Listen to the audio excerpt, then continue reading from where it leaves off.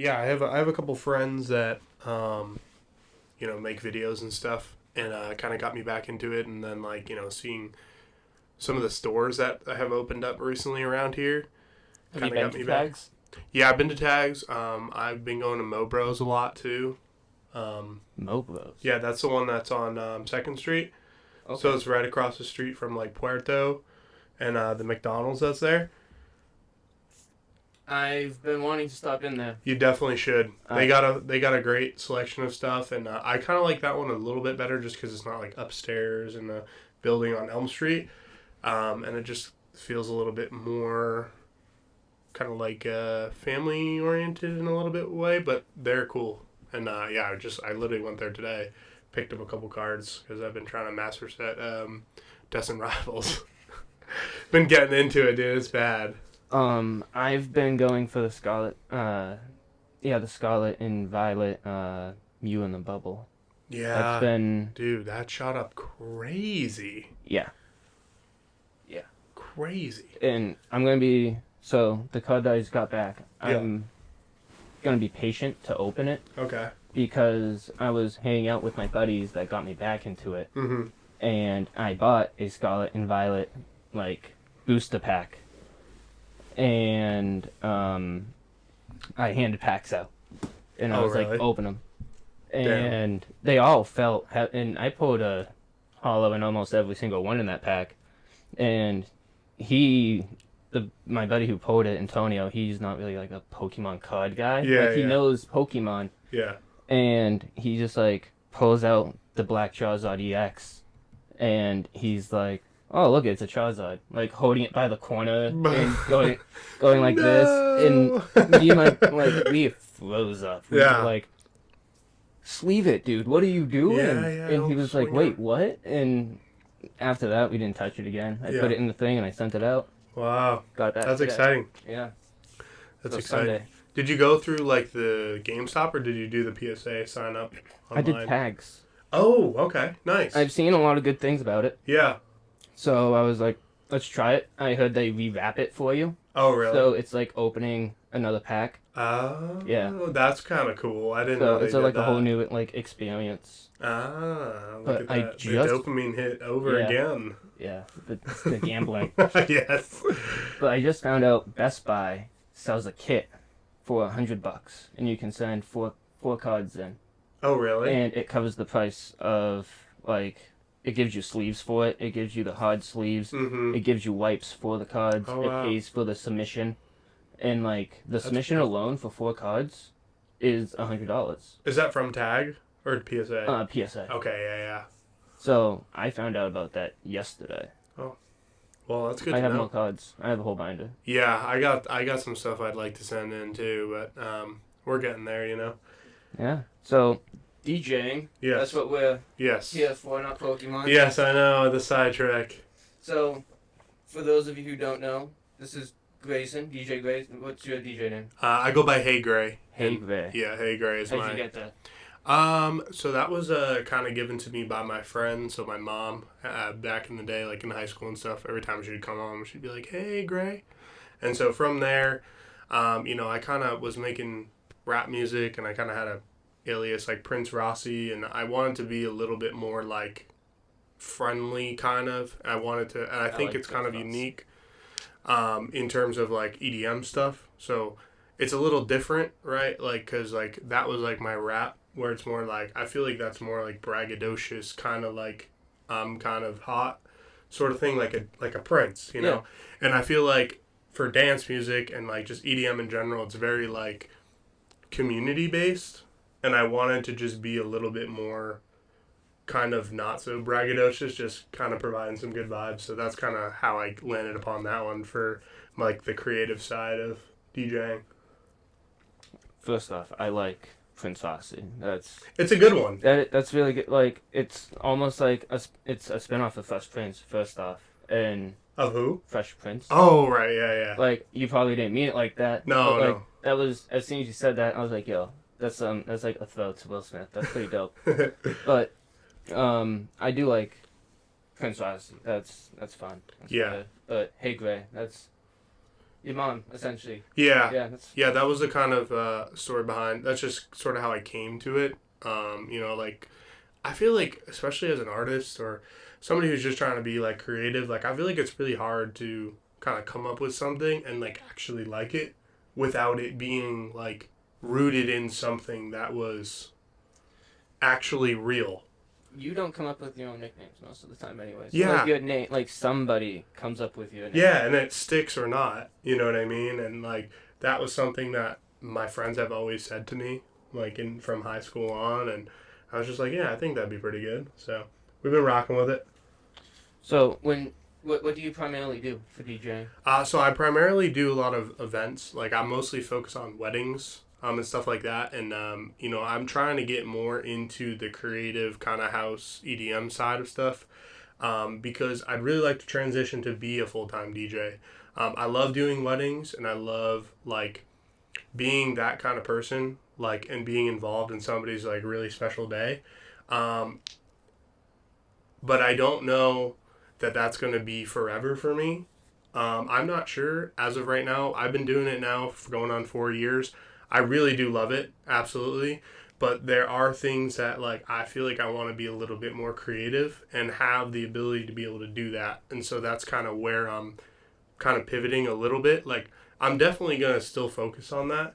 And I think that it means a lot to me and it makes me feel like I have some purpose. But I really do like the creative stuff. And I really like, partying too. Like not particularly me, but like being able to provide that sort of space for people to enjoy and have a good time. So, do you make your own music? No. So as of right now, I have not put out anything like production wise on that side of stuff. But like, do you make your own? Like, do you make music? I have, and I am transitioning into doing that. Yeah. Yeah. Yeah. Yeah. I don't have anything right now, but I've been kind of having some things in the works, and I'm setting up a studio at my house again, dedicated room and stuff like that. So I do want to, do some more creative stuff. I'd like to start off probably with some remixes and stuff like that. But I always find it crazy when people can just like create a song. yeah, Like that's why I was curious because you said you like the whole like creative aspect of yeah, it. This in photography is like my creative right, aspect. So it always I always love it when people can just be like, oh, watch this, pick up the guitar and just like play something off the top of their head that's like they just made up, and it's just like that's crazy. It's insane to me. yeah. That is something that I do not have in the tool belt. I cannot play guitar or anything. But yeah, it is honestly making music is a very interesting process because me and my friend when we lived in California, we went through the kind of the motions of like making an album and like what that would really look like, and it's hard. I'd imagine so. It's not easy. If you're writing an album, you're forced to make something. Yeah. And if you're being forced to make something, then the creative flow really isn't there. Because personally, as soon as somebody's like, "You need to do this," I don't want to do it anymore. I feel the same way. It really has to come from you and like wanting to do it, but also there is something with like creative stuff that's like you kind of have to force yourself to like do it. Yes. And then sometimes it's shit and sometimes it's good. Like, and you just kind of have to keep doing that all the time. But yeah, it's definitely not easy. No, I ended up taking a break from photography for almost the whole summer, just about, because one, I was just too busy, and two, like the creative flow just wasn't there. And then the other day it rained, and I saw raindrops on a leaf, and it was just like something in me was just like, take a picture of it. And I have this really, really nice macro lens that's really shitty. Well, it's all manual. It's not automatic. Okay. So I have to like focus it with the lens and find the correct like how much light I have to let in and everything. Otherwise, it's going to be blurry and the lighting's going to be off, and I can't edit any of it with my camera settings. It's all on the lens. And if I move the lens a little too much, the camera moves, so then it's out of focus again, and so it's just like it's a battle. But I got a couple of decent shots, and that kind of picked up my whole habit of photography again. Nice. So that was nice. Sometimes you just need to go out there and do it. Yeah, for sure. For sure. Do you do that, like, is it more for you personally? Are you trying to, like, do anything with it? Or you just kind of, like, do it for your personal enjoyment? So this is actually the first time I've talked about it on the show, because this isn't, normally I don't talk about my stuff on the show, but since you asked, yeah.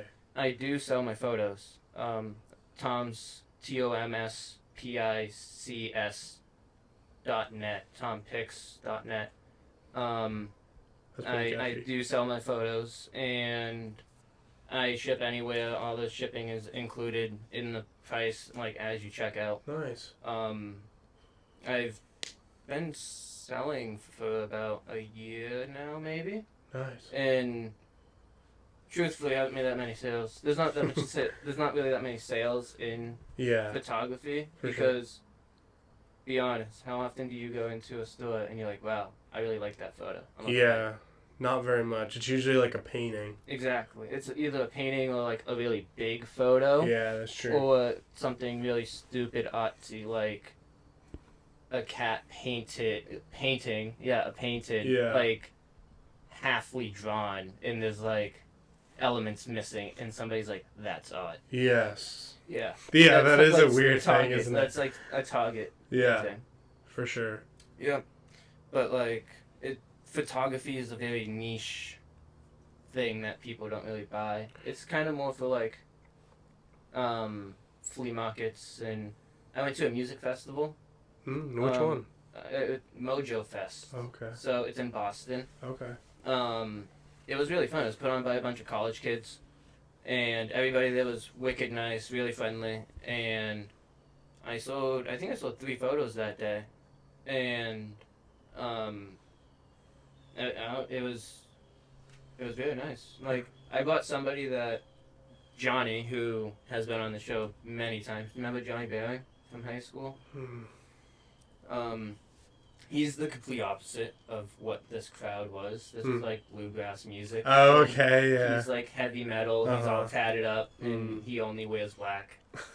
And I go there dressed as my hippie self, and he's dressed as his metal self, and he was just like, I didn't feel out of place. Yeah. Like, he enjoyed it too. It was very nice crowd of it. Dude, that is the thing about music festivals, I think, is like the most awesome thing. It always, in my opinion, in all of my experiences, I've always felt welcome. Like, because I've been to bluegrass kind of festivals before. I've been to EDM festivals, and the people there, feels like everyone's just having the best time of their life. Like, and they're just enjoying the music, enjoying the vibes, and it's really, really a great experience. Have you been to, like, any big festivals? Like, what's like the festivals you've been to? I've been to a lot.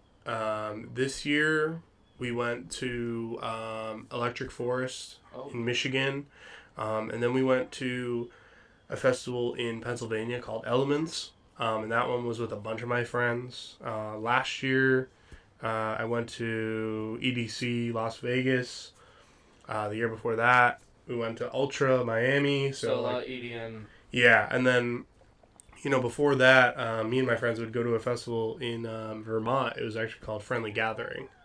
And that one was like kind of what started the love for it.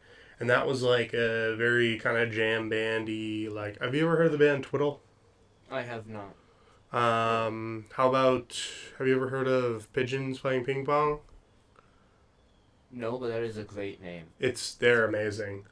But it's kind of like jam band stuff, and just camping out and having no worries for like a weekend is really awesome. It's fun. It's great. I love it, personally. My version of that is climbing mountains. Oh, really? Camping at the base of them after. That's what I did this weekend. So you climb up and then come down and then camp at the bottom? Yeah. A lot of the mountains up here, you're not allowed to camp like on the mountain Oh, because really? it's protected land. Oh, that makes sense. Yeah. So, this past weekend we did flags on the 48. There's 48 4,000-foot Mm-hmm. mountains in New Hampshire, and every Saturday after 9/11, a group of people climb all 48 mountains and raise the flag from 12 to 2. So I had the opportunity to do it last year and this year, and I'm going to continue to do it for the foreseeable future because I don't know. Kind of all jokes aside, 9/11 is a very horrible thing, but like it was caused by the government, and like Hmm. I don't agree with it, but like we need to honor the people who didn't deserve to die, and that's why I do it. And Yeah. that's kind of why I say it. I make a lot of jokes on this podcast, and like I talk about like a lot of conspiracy theories, and 9/11 has been one that I've talked about. Hmm. And that was like way earlier. That was back when COVID. So I started this podcast before COVID. Oh, damn. Back when before everybody was like, "Let's do podcasts." Yeah, yeah. You're on the wave.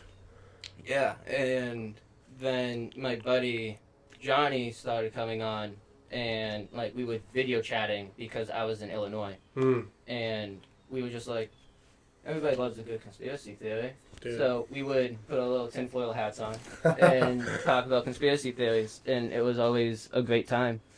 But Flags on the 48 is a great way to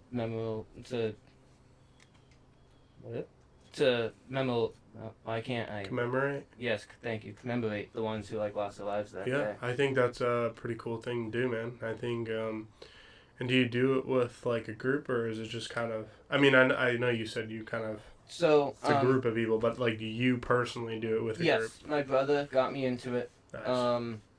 He is also a combat vet, and we have a buddy who just hikes a lot.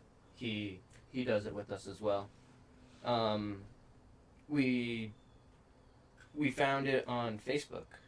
There's a Facebook page, Flag on Facebook 48, and that's how they organize it every year. Mm. And there's a bunch of different things that they do apparently for flags on whatever. There's veterans on the 48, so like a group of veterans will go up and raise flags on all 48, and I think they do it for cancer, and there's a bunch of them. The hiking community is very caring.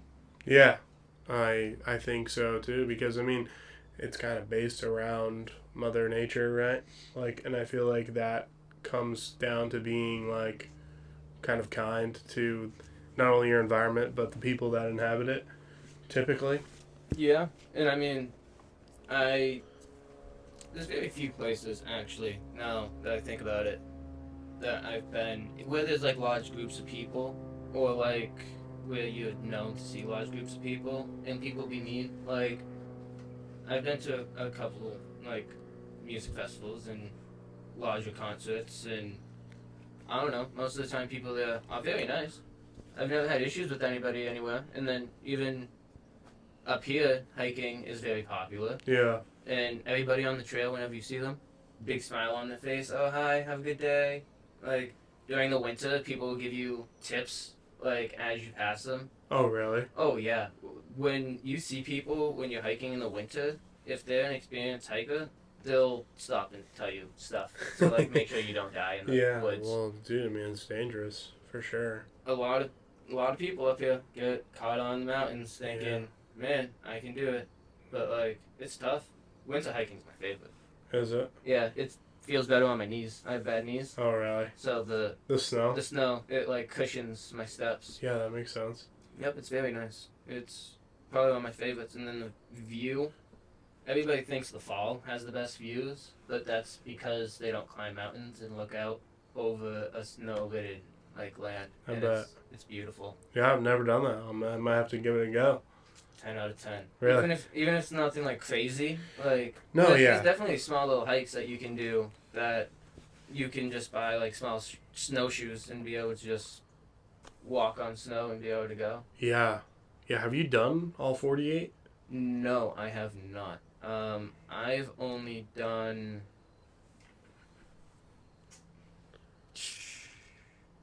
10, I think. Still pretty good. Yeah. I haven't done one, so. Maybe 9. I did 2 this past weekend. Nice. I haven't updated my book. Okay. Yeah. You can get a passport. It's called the 48 passport. And Oh, it comes yeah, with, like, I've heard of stickers that. and stuff. Yeah. And it's super nerdy. And it's hilarious. And it's like a whole notepad. It's like this big. And it has the date. And then you can write who you were with, what the weather conditions were. And it gives, like, a little place for, like, notes of the trip. Yeah. So it's cute. It's cool. I like it. Cool. Yeah, I've never seen one, but I've heard of those before. I think. Hold up. I think it's right here.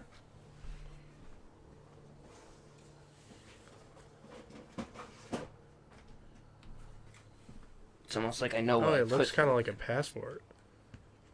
White Mountains, 4,000 footers. Yeah, look at that. Oh, yeah, you got stickers for all of them? Mount Washington's #1. I've heard that one's a tough one. Actually, I've driven up it. Never hiked it, though. it can be extremely easy. Really? So, yeah. Oh, if you go the easy way? Or something? So, yeah, there's different routes That's you can dope, go. man. That looks like a passport, yeah. Not all of them. I've done 11. This is going to be... So, yeah. Hell yeah. Getting there. I didn't do any hiking this year. This was my first hike. Wow. It's been busy? Yeah, wicked busy. Yeah, me too, bro. And then when I'm not busy, I'm just like too dead to want to do anything. Mm-hmm. This summer has been, it was rough. I feel ya. Where is North Twin? 32.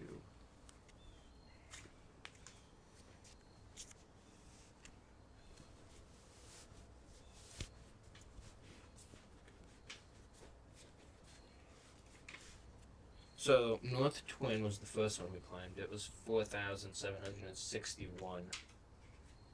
And then the second one we climbed was South Twin, which was 4,902. Just a little bit taller. Yeah. So essentially, the walk Was from the parking lot, you walk straight for about 2 miles, and then everything else is practically straight up. Damn. Yeah. And then you get to the top of North Twin, you go down about 100, 200 feet, and then you go up the rest. Oh, okay. Yeah. So once you get up there, getting up there sucks. But once you're up there, it's just quick little ups and downs. And that's what a lot of people do. A lot of people, they get up there, and they get up there early, and then they just hit mountaintops. And that's how they get a lot of the bigger ones done. Like the Presidential Ridge, you can get all of the presidents done in almost one day. Damn. Maybe a little bit longer. But Maybe if you just camp up there, you can get them all done in a weekend or something. yeah, like weekend, maybe 3 days. There's a couple of them. Damn. Yeah. Yeah, I had no idea. Like, I just want to hike forever. If I get paid to hike, I would hate hiking then, because then I'd be told I'd have to do it. True. But that is kind of what happens, though. Yep.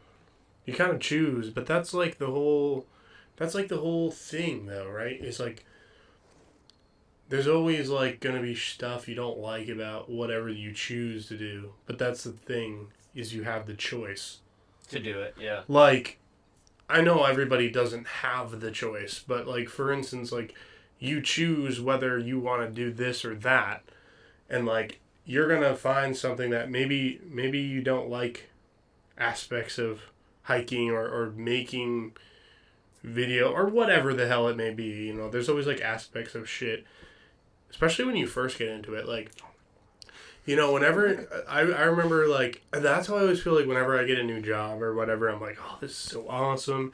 And then after like that kind of honeymoon phase sort of wears off, there's always like aspects of stuff that you just come to hate. Even though you love maybe what you do, Yeah. or what it is that you enjoy, there's always like parts of it that suck. Yep. Or you personally find suck, which is always funny. I I completely agree with that, because even hobbies, like everything always has a process that something sucks. Yes, like, dude. Everything. I love this portion of the podcast. Like, Yeah. I love sitting down talking to people one-on-one, but then, like, syncing the audio up. Yep. And then I'm starting to do clips now, because, like, I need more of a social media presence. Yeah, for sure. And clips, that's how you get, like, people to come watch your shit now. Yeah, man. So, have you ever looked into, like, some sort of, like, AI for clips? I just thought, I'm not a huge fan of AI. Dude, me but either. I just started using, it's called Opus Clips. That's what I've heard of, yeah. This isn't a shout out, but I've only... Fuck you. No, it's not a fuck you either. I'm just kidding. Not yet. But I've only used them once. On Zach Lansing's podcast. It was very good. I like it. It did drop the video quality down. Oh, does it really? It did a little bit. But it did show me that my audio was out of sync. Oh, really? Yeah. So, and it was really nice, because after I paid because you have to pay for credits, and then each video costs X amount of credits. Right. After I paid the credits for it, they refunded me the credits, because I said I didn't like it. Oh, really? Yeah. So, and I did it 3 times. That's how much I hate syncing up audio. Really? But I'm gonna get it this time. I'm gonna get it first try. Nice. Yeah. So the first where I messed up with him, when I did the clappy thing. Yeah.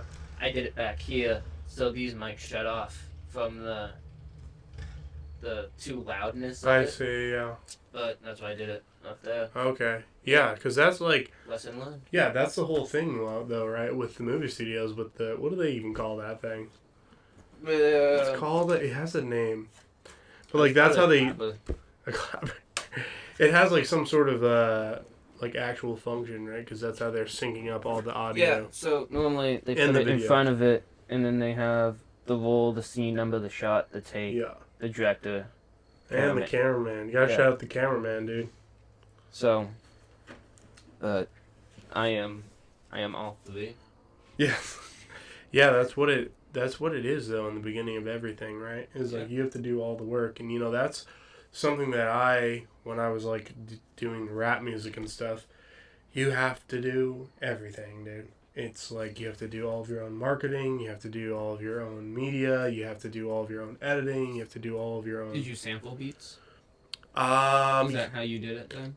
We would do a lot of, like, Logic and kind of GarageBand stuff. Okay. Like, we would make some stuff, and then we would get, like, some samples. We would do, like, I knew, like, one of my friends would make music that we would use, like, for it. A lot of stuff we would find on YouTube, and then we would literally just pay the guy, like, to license it. But, you know, with that comes, there's all, like, because, like, when you buy something, like, from somebody on YouTube, they can send you all of the stems of the music, so that you could take portions of stuff and use it if you really wanted to. But, yeah, but it's like... You know, and then you have to put all the money into marketing, and then you have to go out and actually perform it and get booked somewhere, and, like... Well, maintaining a full-time job while doing all Yes. that. Because you still need to get paid. You still need to eat. Yeah. Yeah, that's the hard part about, like, really doing something along the creative lines, or any... I mean, this is creative, I think, as well, but... It's always that initial grind, and then you hit those walls where you're like, I fucking hate editing. Right? Or I fucking hate doing this or that or whatever. So it's funny because, like, as much as I say, like, I hate editing and everything, that's not even the worst part about this. Really? The worst part about it is finding people to come on. Really? Yeah. Because there's always a fine line of people that, like, want to come on, and it's people like you that want to promote their stuff. They have something to promote. Yeah. Or it's just somebody who is... I need to choose my words carefully. They want attention. I see. And they want just a place to talk. I see. And they don't have anything to promote. And that's not what this is I see. about. The only people I allowed to come on here and just talk is my buddies. Yeah. Because this is my hobby. Yeah. So, like... For sure. The purpose of this is for people to come on and promote their stuff. But, like, if I don't and I want to do a podcast, damn right I'm going to invite Johnny over. And we're going to have fun talking shit about life. Talk some shit, hell yeah. But, like, talk about promoting stuff. You have something going on the 18th. Yes. Right? Yes. Which is in 2 days. Yes, it is in 2 days. Puts a lot of pressure on me. No, you don't. Honestly, bro, it's not a huge deal. Yeah, I'm doing a show at the Smokehouse in Lowell on the 18th. I'm playing from 9 to 11, maybe 9 to 12. We'll see how everything goes. I'm opening up for a friend of mine who's also a DJ. So we met at it's like a real grassroots festival in I forget where it was. It was about an hour north from here. It was called Fungus Among Us. And I showed up at 1:30 in the morning, and I played for an hour and a half, almost 2 hours. And some of my friends showed out. I had some of their people there hanging out, and then, like, he was kind of running some stuff on the side, like doing, like, audio stuff for it, and, like, I think he provided some of the equipment. And, yeah, he was like, I thought you were dope. And he's like, I want you to come open up for me for this event that we're starting. I think we're going to be doing it every third Thursday of the month. Okay. At this place, Smokehouse in Lowell. I've never been. Should be fun. Yeah, I'm going to do some remix stuff. Going to be probably playing a lot of house, but like some bass house. So I'm not sure if you listen to any EDM at all, but not so much anymore. I liked it in the beginning, like when it was first getting big, and then just the people I hung out with just didn't listen to it, and I just kind of got away from it. But when I hear it though, I'm just like, I love it. I just don't actively go out of my way. Yeah, man. There's it's funny. It's a really deep genre. Like calling it, EDM is kind of doing it no justice, because there really is, I think, something for everybody. Like, there's some artists out there that are hard. Like, they drop some crazy ass beats. Like, I can't really describe it to you without, like, showing you. Like, for instance, like, somebody his name is Subtronics. He's blowing the fuck up right now. He's very, like, dubstep, but it's, like, some hard shit. Okay. And it's, like, I feel like a lot of people who like rock and like kind of metal sort of stuff would like somebody like that, or like Sullivan King, who is literally a guitarist who will play like rock music and then drop the hardest fucking bass drop you've ever heard in your life in your face, and it's like really dope. And then you have, people that somebody that I really like a lot right now is Levity or Tate B. Like, these guys kind of have like a little bit more of a friendlier kind of approach to that sort of music. But then there's like the house, like the typical kind of house stuff, like the Martin Garrix or the David Guetta kind of people. But there's way more subgenre. Like, I can't even get into it. Like, there's something for everybody. I really do think that, like, it's funny. I've actually, over the past couple of years, I have brought some friends with me to these festivals, and they have completely changed their taste in music and what they listen to on like a daily basis just by going and like seeing it for yourself. It's pretty cool. So music can do that to people. Yeah, man, and that's, I've always found an escape in music. Like, I feel like a lot of people, like when you're going through something or anything at all, like, I listen to music in the car every single day. I feel like a lot of people do.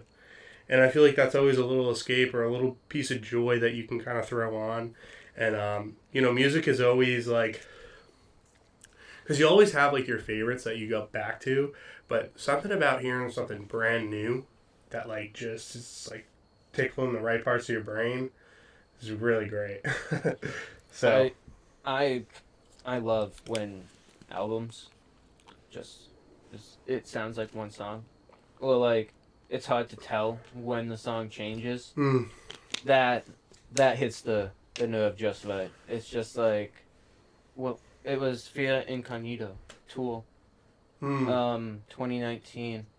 I was brainstorming stuff for the podcast, and I sat through the entire album, and it's like 2 hours long, and it's all album. Yeah, it's an amazing album, and it's just like, by the end of it, I was like, I looked over and I was like, oh, I listened to all the songs. I thought I listened to like 2 songs. Yeah. Because sometimes their songs are like 9 minutes long. Well, a lot of the times their songs are like 9 minutes long. Yeah. I love Tool. Tool, you can go to their concert and feel high without doing drugs. It's just like between the visuals and the sounds and that's such a good element. It's crazy. I haven't been to a laser show, so like I know a lot of like EDM. They do like a lot of lasers. Yes. I've only really been to, I guess you can say it more. It's artsy stuff. Like Tool, they project their drawings, like the trippy drawings, onto a screen that they're behind, so you don't even like see them. Oh, like, damn! Like you can see their shadows. Yeah. But like, each time they do a solo, they would shut the lights off for everybody else, and the guy would like appear, and like it would just like start whipping it, and the visuals would just like sink you in deeper. Yes. And then at some random point they drop gold confetti and I didn't know about it, and I was like watching them, and out of nowhere I saw something like shimmering above me, and I was like, oh my god, is this heaven? And then my brother was like, you okay? And I was like, what is that? He's like, oh, it's confetti. And I was like, okay. I was kind of freaking out for a second. Like, I thought we were being sacrificed. No, it was a trip. I've been twice. And yeah. I would go again. Yeah. But then the other one, AJR, they're a newer band. They're very artsy. They used a lot of, like, LED screens and a lot of, like, fast movements to, like, kind of trick you about like where they actually were and stuff. And it was fun. It was definitely something different, and I mean I would definitely go back and see it. Hell yeah. There's not a lot of people that I'm like, that was very entertaining and I paid to see that again. Yeah, dude, especially with how expensive concerts are nowadays, man. It's crazy. Well, Ticketmaster doesn't help. Yeah, I know, and they've got a conglomerate because it's literally them and Live Nation. They're the same company. Yep. I say go back to waiting in lines outside of venues. I know, but that will never happen. No. The internet's too powerful. Which is sad. It is sad. But it's also good. In some ways. Like... Makes it easier. I don't have to camp out at 2 a.m. to get tickets. Yeah. And it also, like... I mean, you can share that experience, kind of. You know? Whether you take a video of it or not. Like, yeah. Which is cool, too, because... I feel like that's how I discover a lot of stuff nowadays, like, because of social media, you know, like, I do discover a lot of stuff when I do go to a festival, like, I do discover some artists that I've, like, never heard of before, but, like, most of the time, I come across stuff prior, and I'm like, yeah, I want to see them. Well, yeah, because you can see millions of people on the internet in a day. Yeah, it's like, great. Just... Like, that's all. We are not designed for that, though. No. That's why it's so fucked up right now. But that's why we all get so along when we go to music festivals. I know. Because that's how we're supposed to be. I know. Half naked in the woods. Listening to music. Yeah, literally, though. Yeah, that's the human way. I know. But here we are. Yeah, stuck in a box. Yep. That we just paint. That's right. Yeah. It's kind of true. It is kind of true. But yeah, the that community aspect definitely, I feel like I used to love rap music. I used to love going to concerts, but I always found trouble like with the crowd. Like they were always just like rude most of the time. And like I don't know if that was from the music itself or just the people that liked it, but I've found that in like other communities like with music, it's definitely been a lot different. Yeah. Like when I went to Rolling Loud in Miami, which is at the same venue as Ultra, everyone was such a douche. It was crazy. And like I met a couple nice people, but most of the time I was getting pushed out of the way and like this and that, and I was like, dude, what the hell? And then, you know, flash forward to 2013 when I go to Ultra, it's like you're trying to get forward in the crowd and like people aren't like pushing you back. They're like, oh yeah, man, go ahead, get as close as you want. You know, I love that. That's what I like. I've only been to one rap concert. What was it?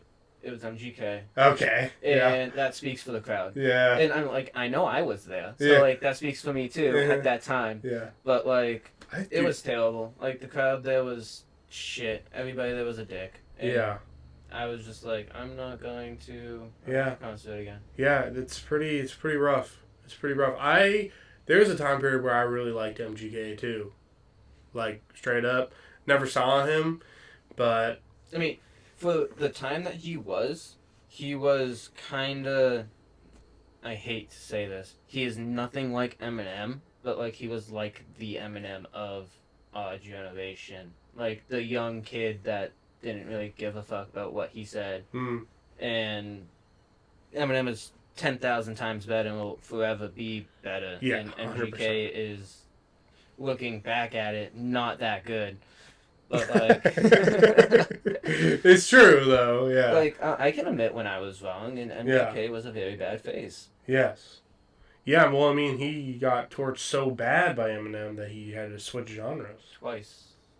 Yeah, he switched. He couldn't even rap anymore, which is and crazy. And then he went to punk rock, and then he decided to diss Eminem again doing a punk rock song. Wait, did he actually? I totally missed that. And I don't even think Eminem put out a diss track. Yeah, he doesn't have to. He just called them, and he doesn't do punk rock anymore. He does like this like boy band shit now. Oh no, dude! Yeah, he's fallen off my radar. Crazy. I have no idea even what's going on with him. The most like recent thing I've ever seen of him is like all those black tattoos he got covered up. Like he did that crazy. Yeah, like, he's blacking out. Yeah, he's tattoos. Like yeah, which is like I don't know. You do, bro. You do, man. You know these famous people are crazy, dude. Some of them. I feel like it, you know. But to be fair, like I always felt like if I was young like that and I had gotten like super famous, like that would have fucked me up too. I would have done some stupid shit. Fame would fuck anybody up. Unless you're like somehow super grounded and or older. Like I feel like age it comes with wisdom, right? They always say that, but like genuinely, like I've noticed in the past 5-ish years of my life, like I have started to really just not give a fuck like about like doing something to serve somebody besides myself. Yeah. Like, and I'm not saying that in a selfish way because like there are people that I love that I will always serve, but like I feel like a lot of the times people will do stuff because they think people will like it. And I feel like you should do what you want to do. You know what I mean? Yeah. Like, I feel like that's kind of nuanced, obviously, because everyone does that. But I don't know. I've just stopped. It's not the same as these. It doesn't feel the same. The judgment doesn't feel the same. I don't care anymore. And it's like, it's kind of a relief in a way. Where it's like, you just kind of do what you want to do. Once you stop kind of caring what people think about you, it lets you be able to do more things. Yeah, for sure. Because, like, I don't know, if I fully cared what people thought about me, I highly doubt I would be putting myself out on the internet like this. And I've talked about a lot of vulnerable stuff on here because I'm an open book. I'm not afraid to talk about things. And it's, I don't know, it's freeing, like you said. Like, I don't feel like I have to Let's Talk About It with Tom Shabuk is not a different person than Tom Shabuk. Like, I am me. Right. And that was that was the whole point of this. Right. Is to show people that everybody is a person no matter what they do. And I've been to a bunch of comic book conventions and stuff, especially like growing up and stuff. Whenever I met like a voice actor or anything, I always clammed up. Like I always thought like, oh my god, like they're famous.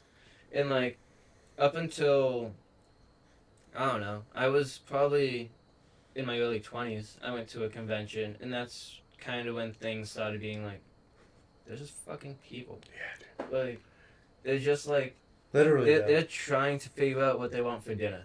Like they're just like us. Yeah. And ever since then, it's been easier to talk to anybody about anything. Yeah, it's a weird kind of revelation that I feel like a lot of people have eventually. I feel like you kind of have to have it eventually. But, you start to realize that, like, when you think about it, like, people are so focused on themselves anyway. Yes. Like, trust me, they're not thinking about you. Or, like, you know what I mean? Like, yep. I notice it with me. Because, like, I remember having that sort of revelation as well, where it was like, oh, yeah, no one's really paying attention. Because they're just so focused on them. And that's fine. I think that's good. But... And even if they are paying attention, it's probably for like a split second. And they will not remember. No. Not a shot. No. And it's probably one of my favorite things. One of our favorite things to do is go down Elm Street and have dinner while people like walking around and people watch. Yep. Do we remember anything that we saw? Not really. No, except for one. There's one occasion that we remembered, but that's because the dude got pulled over by 7 or 8 cops. That's a lot. So yeah, that's why it's very memorable. Mm-hmm. A lot of blue lights. The dude just smelled like pot. He was African American, and they wouldn't like take him out of his car. They weren't even talking to him. They just like surrounded his car, and he was just like, "Is it because I'm black and I smell like weed?" And nobody was answering him. And he's like, "Am I detained? Am I free to go?" Nobody answered him. So he was like, "You know what? Fuck this," and just like drove off. Damn. Not one cop went after him. Really? Yeah. Good for that guy, honestly. Yeah. Know your rights. Honestly, yeah. And know. That's why it was so memorable. Yeah. Besides that, I don't remember anything else that we've go down there. Not a lot, but like quite a bit. Yeah. So. Yeah, people watching You is. don't care. Yeah, that is a funny thing. I've never thought about that because with my girlfriend, I do enjoy people watching as well.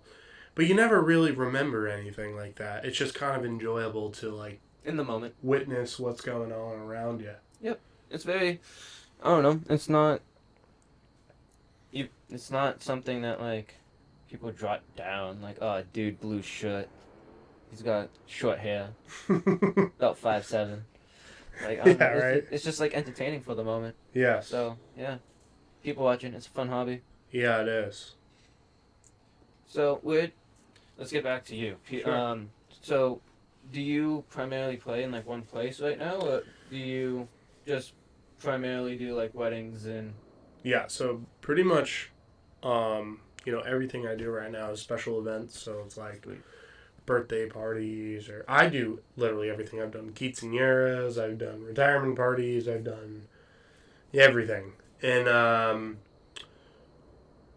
I do a lot of weddings. Like I do this year, I think I'm at like 45-ish weddings of like total for the year. Most of them come around this time right now, like September, October. It's wedding season. Yes, I have. In the past 2 months, I have like 19 weddings. So September and October combined, it's like 19 or 18 or something like that. Plus like the first week in November, so that's like But yeah, I mean, I'm looking, especially this year, or I guess 2026 kind of. I'd really like to find a residency around here. Maybe on Elm Street, maybe not. I think though, like, and this is just me personally, like, I think there needs to be some sort of change on Elm Street in the nightlife, because I feel like every bar you go into is kind of like the same sort of bands. that play kind of the same covers, which no disrespect to them because some of them are really great.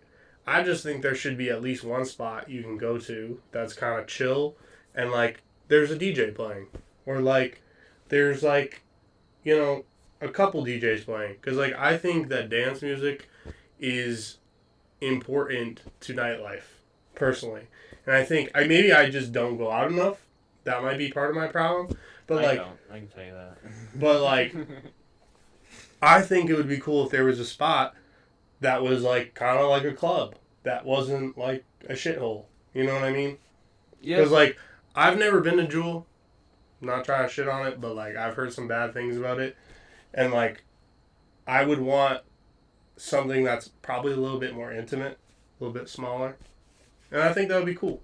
But who knows? I might do something somewhere else, but I would like to find some sort of residency where I'm like there like once a month or twice a month or something like that. So that's one thing I've heard a lot about Manchester is that it doesn't have any decent like clubbing. Yeah, man, and like I mean it's Match Vegas, you know what the fuck. And the clubs that are supposed to be clubbing clubs, people get stabbed and shot. Yeah, and like and I know that does happen. Like it's not like every night occurrence, but like you know we live in a pretty small community, like in terms of a city.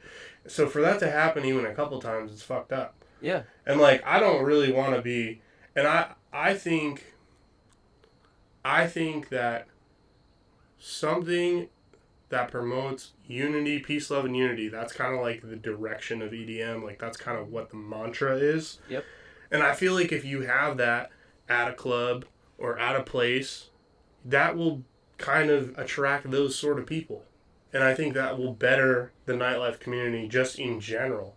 You know, I don't know. Like I said, I don't really go out much. I don't do a ton of going out like around here. Like I prefer to go to Boston, but it's kind of far. You know, and I don't want to drive down there.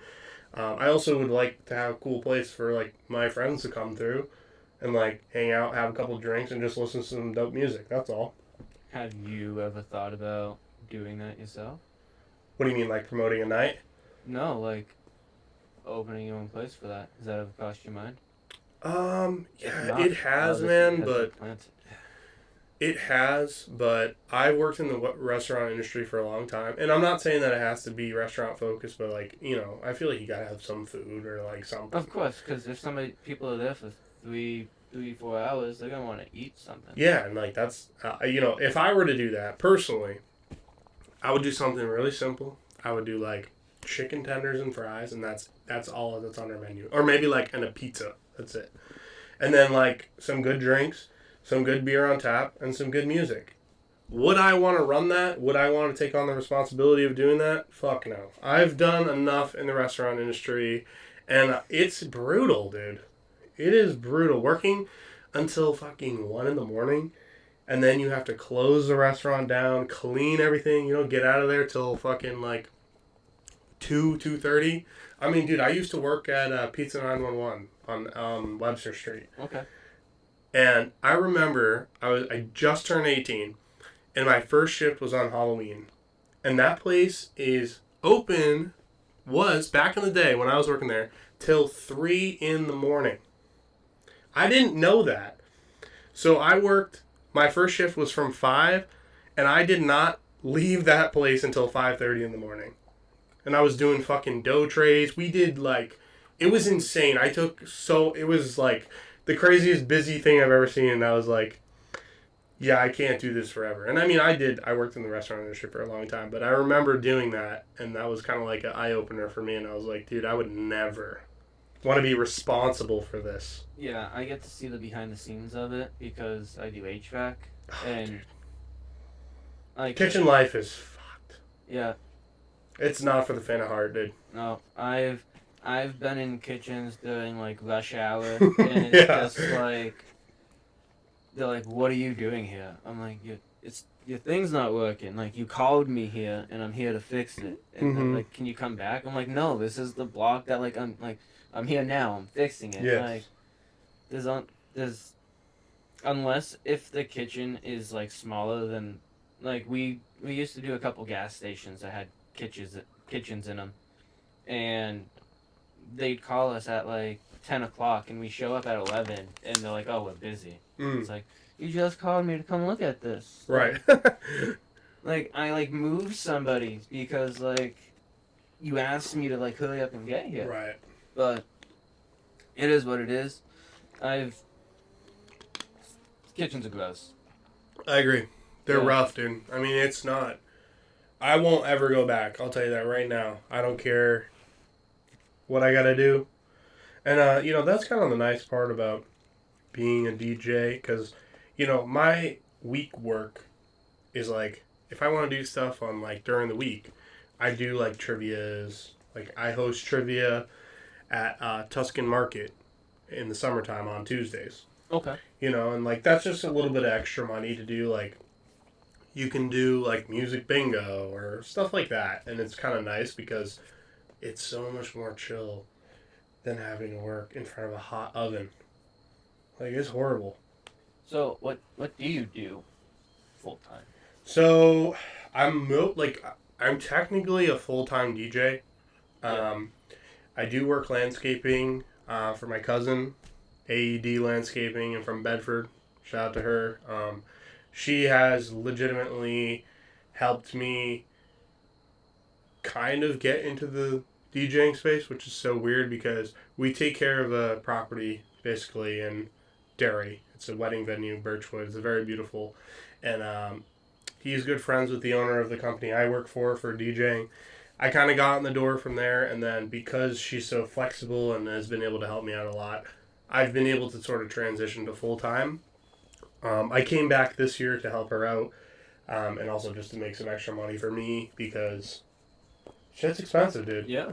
So, but, that's kind of what I'm aiming to kind of phase out a little bit because I am personally a night owl. Like, I work at night, mainly on the weekends. I stay up late. That's just kind of my thing, and I would much rather DJ for a couple $100 for a couple hours than, get up at 5:30 in the morning and go cut grass. So, but it's kind of like a blend. Weekends? Like, do you prefer? Like, do you like your schedule? The whole. Yeah, I do. I have so my girlfriend, Victoria, is also a DJ. Okay. So me and her have the same schedule, so it works out really well.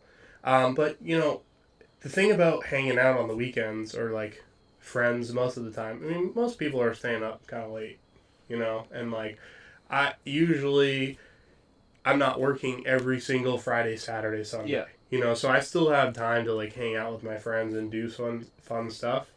So I really don't mind it, especially because the industry I'm in, weddings, it's only busy for summertime. After November, dude, it's there's nothing going on. So I kind of have almost 6 months out of the year where I'm pretty chillin', which is nice. But at the same time, I'm missing summer. Yeah. It does suck a little bit, but there's stuff going on the weekdays, and I work it out. I mean, I do get a little FOMO here and there, but it's never been too bad of a thing. I know some ski lodges and stuff. They host DJs and stuff. Yeah. So I would love to do that. Yeah, Get on top of a mountain and DJ. Oh, that'd be cool. That'd be I know Cannon. They have a lodge at the top of their mountain. Mm. That would be dope. I should look into that, honestly, because there's enough ski resorts around here where There's a bunch. people would probably be down for that. It would be fun. Or even at the base of a mountain on a beautiful day. Yeah. We could do a darty, on top of a mountain. Get everybody fucked up before you go down. I'm just kidding. Not Cannon. There's a bar. At Yeah, the top. well, dude, what's funny is it's so funny because you could get a DUI riding a bicycle. Yeah. But people get hammered skiing. Yeah. Yeah. There seems to be no consequence Go for drink that 3 one. beers and then. Nothing. Not that there should be, but Here's 2 sticks. Go down this mountain. yeah, Good luck. yeah, Here's a helmet. It might protect your head. yeah. I used to snowboard back in the day, but dude, I took a fall one time, and I hit my head so hard. I was like, you know what? I don't think this is worth it. It's funny. I just picked it up last summer. Really? Last winter, yeah. Skiing or snowboarding? Snowboarding. Nice. Yeah. I feel like snowboarding is more enjoyable. I love it. It's so fun. So I'm not the type of person to learn something easily. I need to do the hardest thing and force myself to do it. Right. And I'm going to be decent at it. Yeah. I'm not going to be good, but I'll be decent. Yeah. So we went to a couple mountains, and the first one we went down, accidental black diamond. Oh my god. Yeah. Your first run? Yeah. Jeez. Yeah. So the blue diamond, it shot across all the black diamonds that went down like this. Oh, yeah. And I didn't make it down the whole diagonal. Right. It's just like... Talking about a cannon? Yeah. Yeah, I think I know exactly what you're talking about there. And so that was fun. But then... Yeah, it sounds so fun. Made it down. Hey, that's good. Yeah. You're still alive, true. Look at But you. then even after that, like, I love going to the parks, and I don't really know how to do tricks or anything, but like I learned how to jump. So the first time I tried snowboarding was like 6th grade. Oh, really? Again, I've always been like this. So went down. I was at McIntyre. Went down one of the jumps. Didn't know how to jump. My body went to go up. My board didn't move. My body went down. My chest landed on the jump, and I slid down the other side. Yeah. And that was the last time I snowboarded for a while until I just picked it back up. And that was rough. I could like probably go over people with how high I was going. It was fun. Yeah. It's like I felt like a child again. All my fear was just gone, and I was just like, let's send it. Yeah, man. It's I don't know what. I don't. It's also so expensive too to go, so like that's kind of deterred me. But like some of my friends, really good snowboarders, like crazy good, and they love it. They go fucking off all those jumps and shit. But I just am not. I'm just not really willing to break my leg or get a concussion anymore. I don't know. I kind of try to avert risk in that way. I should be, but like at the same time, life is for me too short. I agree. Well, I don't want to say life. I feel like I passed my expiration date, so a couple times I didn't think like after high school it was rough. Didn't think I was going like even in high school I didn't think I was gonna make it to 21. Damn. Ended up joining the military, got better, and then I got deployed. Didn't think I was gonna make it back from my deployment. Like that was the whole thing. Got back, so I don't know. After not thinking I was gonna make it past essentially 25, and now I'm 28. It's kind of just like sweet. What The rest now? is extra. Yeah, like Yeah, you know, I satisfied. I sort of have that kind of mentality, and I feel like I've had it for quite a while. You know, I was born with a congenital heart defect, so at my whole life growing up, I was kind of not supposed to be able to do the things that I was able to do, like play sports, you know, all those kind of things. And I feel like I've always been grateful, and I've always sort of held that kind of close. And, you know, I've always taken things with a grain of salt, never get too upset about stuff. Obviously, when you're younger, it's a lot harder. But, yeah, you know, like, I feel like that kind of mentality can be good and bad, but I feel like it's mostly good. As long as you don't let it drive you over the edge and do too risky of things. Yes. Because thinking that you're indestructible is just not true. Right. Exactly. And some people do think that, but I stubbed my toe and it hurts very much. I think I hate stubbing my toe. It's like top 5 things I hate. Yep. And I've like stepped on a nail. Like I've put like a nail through the sole of my shoe into my foot before. Jeez. And stubbing my toe is worse than that. Yeah. Yeah. That's correct. The nail that's a visual. That's rough. Yeah. It was me and my dad were tearing down a shed in the backyard, and I wasn't paying attention. I stepped, and as soon as I stepped, I felt it, and I was just like, Dad, I stepped on a nail. How do you know? Yeah, he's like, what? And I was like, and I picked up my foot, and the board was just stuck to it. Oh. And fuck. he was like, "No, that's just in your shoe." And I was like, Nah. "No, my sock's wet." And he was like, "All right." So we went inside, and he was like, "There's only one way to do this." I'm like, "Pull it." So he pulled it out, and there's blood on the nail. And he was like, "When was your last tetanus shot?"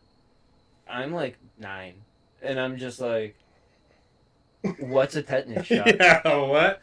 And he was like, "I didn't want to have to tell your mother about this, but now we do." Yeah. And I was like, "This is a very memorable moment. Thank you." Core memory. Yeah. But yeah, it was painful, but like, I don't know, it only hurt for a minute, and then after that, it was kind of just like, sore. Stubbing my toe is way worse. Yeah. Stubbing your toe sucks. Especially when you, like, really fuck it up and it's, like, purple. Yeah. Yeah. That's rough. That's rough, man. Luckily, I've never broken a bone or anything like that. The worst injury I ever had was, have you ever heard of an alpine slide? Yes. So you sit in the little cart and you push the... Yeah. Yeah, so I was going down one of those way too fast.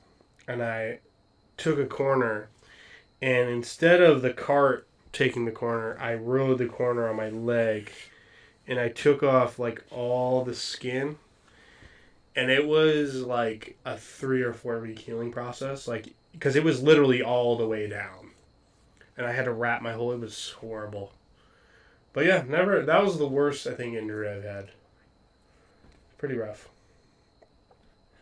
I can't even, like, I've had so many different types of injury, and they've all been bad in, like, certain ways that I can't even, like, be like, this is the worst one. Like, I knocked myself out rollerblading. Jeez. Yeah, I was wearing all the protective gear. I was in the military, so, like, if I wasn't wearing the protective gear, the insurance wouldn't cover stuff. And I was even recording myself, too.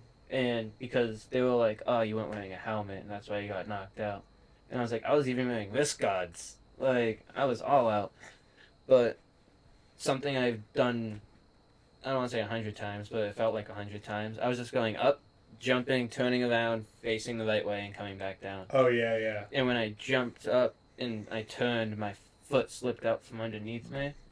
And I knew I was wearing wrist guards, so I went to go, like, catch myself, but I wasn't quick enough, and my head hit first. Jeez. And video recording, at least 7 seconds of me just... Snoring? Basically. And then I got up, and I rolled to the camera, and you just saw my face, and it was just like, he's not even awake, like, rolling to the camera. Oh, no. Yeah, that was bad. That was horrible. That was one of the worst concussions I've ever had. I've had about 6 concussions that have been documented. Oh my. Yeah. That's really bad. Like, it was so bad. After that one, on my way out of the military, they were like, "We're going to scan your brain for brain damage." And I was like, sweet, because I've had a lot of concussions. I had at least 3 in the military. Really? Yeah. And I was only in for almost 4 years. Not even full 4 years, and I had 3 concussions. Fuck, that's horrible. Yeah. It was fun. It was a good time. Was it? Did you enjoy yes it? and no. I'd do it again. Would you? Yeah. Knowing what I know, I'd do it again. Nice. I like who I am. Fuck You yeah. have to go through the process to be who you are. Yeah. Yeah, man. I mean, it doesn't come easy, does it? No, I am...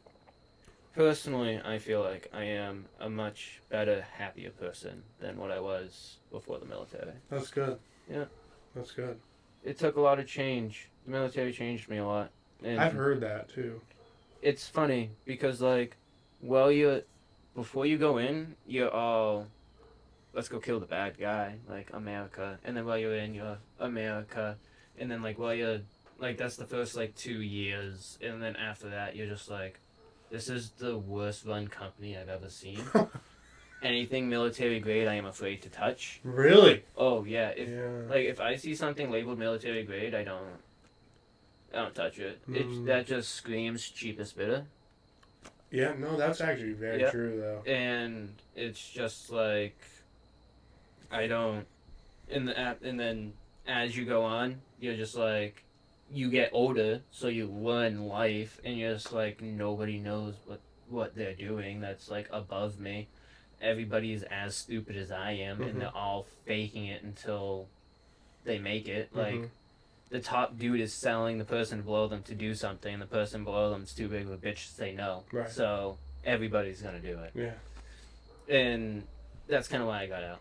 Well, I didn't really fight them being like, you're getting medically retired. Right. And I was just like, yeah, thanks, send me on my way, bud. Yeah. Whatever. And now that people, like most veterans, when they get out, I don't want to say they turn hippie, but like, they're very much against the man. They're not for government. They're not for, like, a lot of veterans who've been to war and they've seen it. We don't want to go there and kill people. Like, right. Yeah, I've heard that it becomes a lot more about the person next to you. Yes. Than the cause itself. Yep. Because you start to see, like all the horrible shit that we do to every other place and all the other things that we do that not a lot of people know about or, like, don't get to see firsthand, like people inside the military. Yeah. And I've heard that it becomes a lot more about the person next to you than what the actual cause or why you're there. That is very true. I will say the word blessed because I got lucky. When I deployed, I didn't go just defend oil fields. Right. I went and I was supporting a operation that was combating human trafficking. That's a so good cause. like, it made me feel like I was actually doing something useful. Right. Like, that's not why I have a sour mouth in my taste because of the military. Like, it was the people in the military, and the people in the military make up the military. So. Yeah, no, that's true. That Like, makes sense. It turned, where I was, it turned very sexist. And we had, like, a woman join the shop, and she was getting, like, priority over everybody else, and it wasn't military anymore. It was, I don't know, like, you have roles, and you have younger enlisted people talking to staff sergeants how they shouldn't be talking to them. Like, some of the things that they were saying to these staff sergeants, if I said, I would have got, like, my ass chewed out and made to stand at attention and, like, not talk. But, like, they were essentially letting these airmen, like, younger enlisted, just chew out staff sergeants, and it was okay. And then when I brought it up how bad it was, I was the bad guy. Yeah, of course. And I was just like, you know what?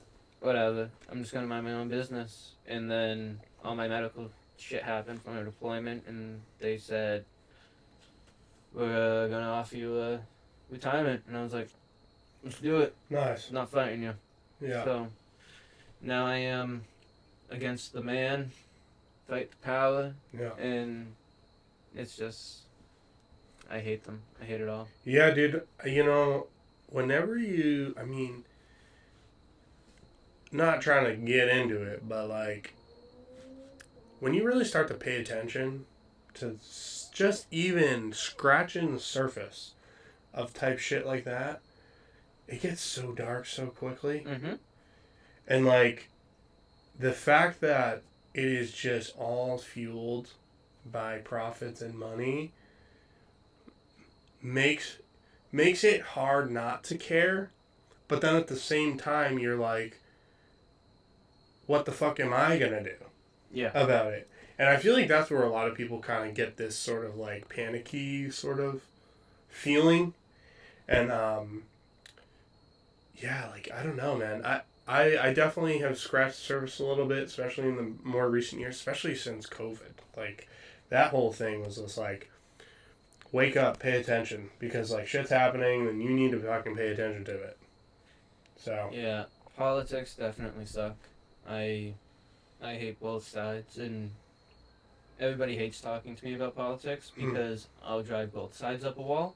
Right. Because if you fully agree with one side, you're not a decent person. But you're choosing to ignore shit on the other side. Exactly. Which is wrong. Exactly. And that's why I don't think it would, like, people who decide to only view one side is just like, they're closed-minded, and closed-minded people I don't really want to like be around. Like, you need to be able to accept reality for what it is.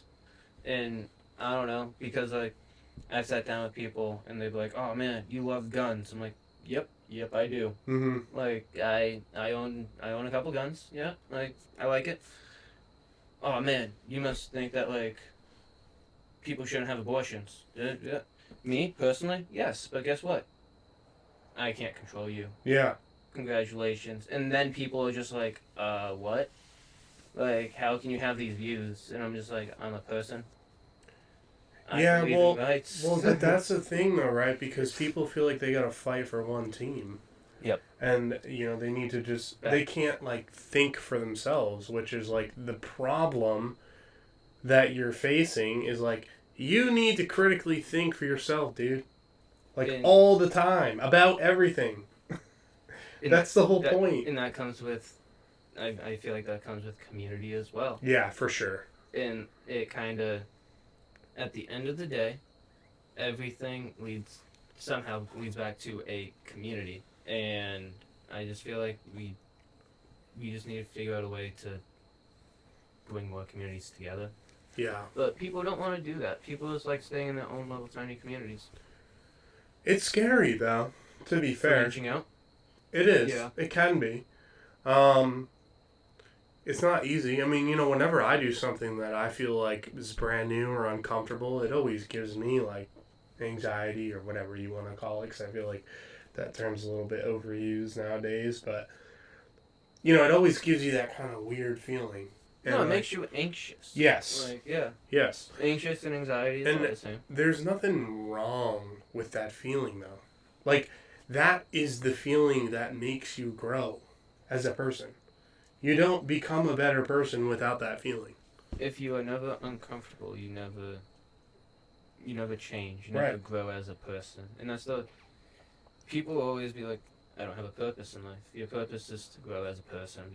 Become a better person. Humans don't have purposes. We are animals that decided to pay bills. Why did we do that? Don't know. But... Because somebody said to. Yes. But the purpose of it is to just enjoy it. Yeah, I think if you're not trying to be a better person all the time, and I'm not saying like you need to fucking bend over backwards for people, because, you know. My Cash App is Tom Shabuk for everybody to donate to me and be a better person. Yeah, exactly. I'm kidding. I don't think that's my Cash App. What was I say? Oh yeah, I just feel like that's part of the process, right, of being a human, and being like a functioning part of society. Like, I feel like if you're not trying to be better or trying to grow or trying to do things differently and pass that on to your kids or whoever, your nieces and nephews, like, you're kind of a shitty person, in my opinion. But also the problem with that, everybody's definition of a better person is very different. That's true. Yeah. That's true. Different views. But that doesn't necessarily mean that it's wrong, right? I mean, unless it's, like, violent or, like... Correct. Because, like, I feel like as long as you're not hurting other people... It doesn't matter what you're doing. That's just my opinion. Like... It's a very good opinion. You're allowed to do whatever the fuck you want. Just don't harm anybody else or get people involved that don't want to be involved. There's nothing wrong with that. Like, it's funny. My humor is I make fun of everything and anything. Right. Because, like, I find humor everywhere. And a lot of people don't find that funny. Especially, like, when they're around me and I only make, like, bad jokes. And it's like, well, like, that's just, like, the situation we're in. And it's just, like, I don't know. Like, if we were in a different situation, I wouldn't be making these types of jokes. I'd be making different jokes. Right. But, like... grew up on South Park and... Dude, I was just going to say, that's the South Park mentality, bro. Yeah. You have to roast everybody, because everybody deserves it. Exactly. Like, I don't know. You're not being equal if you don't roast everybody. That's true. I don't leave anybody out. I'm inclusive. All inclusive. All inclusive at the roast over here. Yes. Yeah. But, you know, and that's the thing. Everything. There is humor in pretty much everything. And, like... I feel like you're not doing... If you're just gonna be kind of biased, it's like, that's not enjoyable either. Or enjoyable, that's not really the right word. But, you know what I mean? Like, the South Park mentality. Yeah. I think that's the best way to describe it, because they just go after everybody. And I love that about them. Yeah, and they haven't backed off. No, and they shouldn't. They should never back off. They should push it to the limit. Keep seeing how far it will go. I don't care. I think it's funny. No, my favorite... Have you seen the new season yet? I have seen the first 2 episodes. I don't think I've seen the third episode yet. I don't think I've seen the third one. That's the one... Or there's like 4, right? Because there's like the Labubu one. Yes, I saw the Labubu. I did not see the Labubu one. I didn't know what a Labubu was until that episode. Really? Correct. I have nieces and nephews, but they're still extremely young. Oh, God. So, like, they're just getting into school. Yeah. So, I'm not in touch with what the kids like. I see. Yeah, the only reason I knew about it was because when I went to Mobros, they have, like, a bunch of them there. And I was like, what the fuck is that? And I was like, Labubu. And then my coworker was talking about it, how it's like kind of like this like play on like demonic shit or whatever. It's like some sort of demon, I guess. Like the Labubu. I don't know. It's like a play on words or something. I don't know too much about it, but apparently they're all the fucking craze right now for the kids, which is weird as fuck. It's like a troll doll. Remember those things? That's what it looks like a weird... It looked like a troll doll with more hair on it.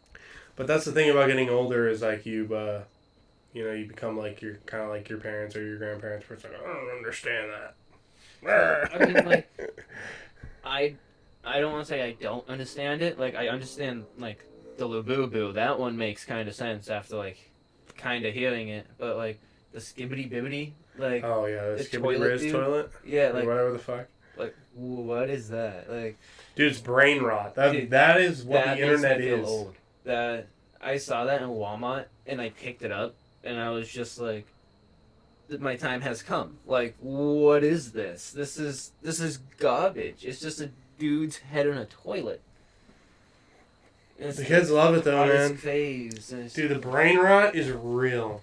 Like, it is all, and especially with like the AI stuff. I just gotta silence this because it's going crazy for some reason. Yeah, the brain rot is real, dude.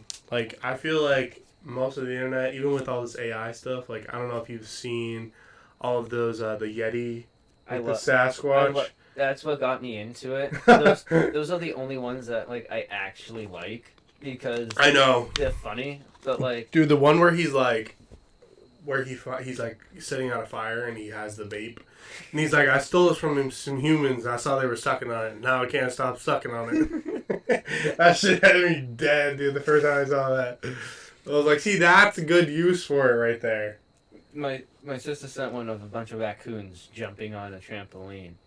And then, like, 3 days later, she was like, did you guys know that video was AI?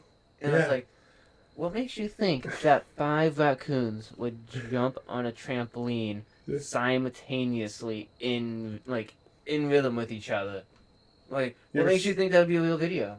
Did you ever see the one with the bear? Like, do the same thing where he climbs up on there and he bounces off of it? Yes. I mean, it's getting pretty good now. It's scary, dude. Yeah. There was this dude in Japan, actually.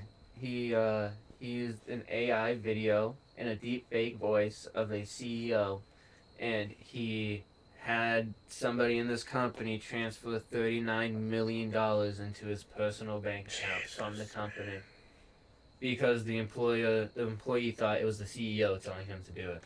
That's fucked. Yeah. Yeah, I mean, that's the kind of thing, I don't know if you've heard, like, the scam calls with, like, they're calling, like, your grandma or whatever, and they're using your voice and being like, I'm in trouble, I need help. Yeah, that's fucked up, bro. I tell everybody, like, if you get a call that you think is suspicious, hang up, Google the installation that they said that they are. Yeah. So, like, I get people that call me, and they're like, oh, I'm with USAA. So, like, I'll be like, all right, I'll call you back, I'm busy. Yeah. And then right away, I'll call USAA back and be like, hey, I just got a call from you guys. Yeah. This is what I was told. And they'll be like, nope, not us. Yeah. I'm like, Sweet. You gotta be careful out here, bro. Yeah, always call back. Yep. Always tell them you'll call back, and then call the actual institution. Yeah, I'd just be hanging up nowadays because most of the time I just know. Especially with, I don't know if it's like 100% intentional, but when you get a call, like, I don't know if you have an iPhone or not, Beeps. but it gives that little bloop. And as soon as I hear that, I hang up. I'm like, get out of here. No, I stay on. I wait. Oh, you like to fuck with them? Yeah, so the last one I just did, I did it yesterday. They called, it beeps. I said hello, no answer, of course, right away. Yeah, why is it always like that? Because they wait for, it's like a 3-second delay from you saying hello to the robot switching it over to them answering it. I see. And when they say hello again, I always go, huh, you guys should have get rid of that boop. And then they always hang up on me. Yeah. Yeah, because as soon as they know that you know that they're a scam caller. Yeah, I mean, shout out to Apple for putting in that boop. Well, I think Android does it too. Oh, do they? Yeah, so I think it's the call center's systems nice. that do it. Well, shout out to whoever did that because that saved me a lot of time. Yeah.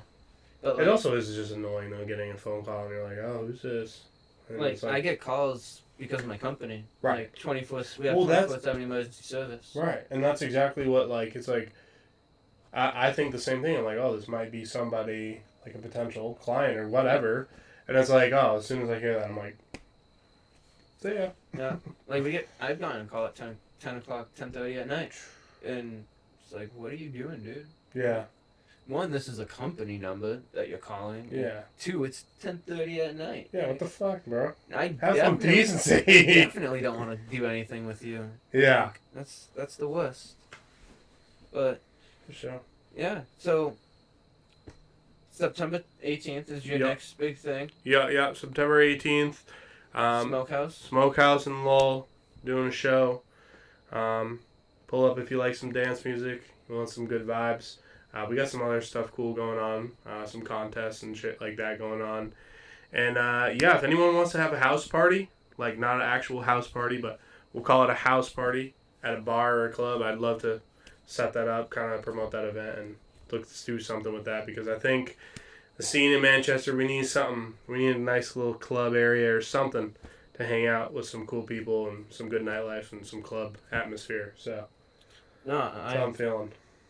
I don't go out much, but the few bars that I have gone to, I do feel like we need something more. We don't have much in Manchester. There should be some variety. And like they're very big right now in the whole rebranding of Manchester. Yeah, dude. Like, I think they're trying to get us more revenue, but like I think that would be a really good step. I'm not saying that there's anything wrong with the bands, but I think a little less of them and a little bit more DJ stuff would be dope, and I think it would help nightlife a lot. variety. Yeah, for sure. Yeah, for sure. But no, I appreciate you coming on. What are your handles? What should people follow? Oh yeah, my handles. So my handle on Instagram is HeyyGraay, with 2 Y's and 2 A's, because I want to be confusing. I'll tag them. And it's the same for TikTok. That's pretty much the only 2 I really use, like, for promoting anything for this kind of stuff. So. All right. Yeah. No, hey, I appreciate you coming. Yeah, man, on. I appreciate you having me. This was dope. I really enjoyed it, and maybe we'll do it again sometime. Good. I'm always down to sit down and talk. Fuck yeah. Episode 39 in the books. Let's go. Yeah, we're moving along, but I hope you guys have a wonderful night, and we'll see you next time. Sounds good. Peace.